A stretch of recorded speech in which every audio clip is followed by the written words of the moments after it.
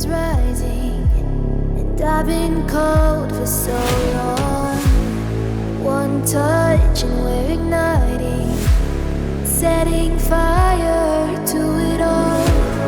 You know these flames ain't going out.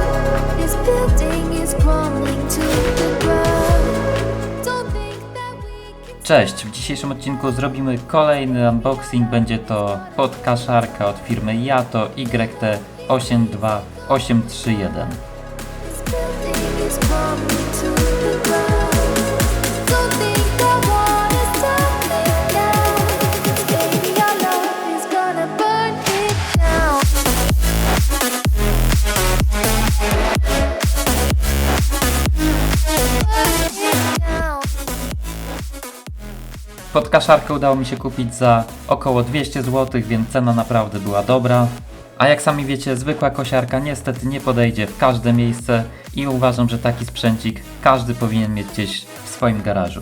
Podkaszarka oczywiście ma teleskopowy uchwyt, dlatego łatwo będzie ją przechowywać, nie zajmuje zbyt wiele miejsca i najważniejszą jej zaletą jest to, że jest po prostu na akumulator. Wcześniej, gdy miałem podkaszarkę sieciową, to po prostu sporadycznie używałem. Ze względu na to, że trzeba było ciągnąć przedłużacz, później go zwijać, zajmowało to po prostu zbyt wiele czasu.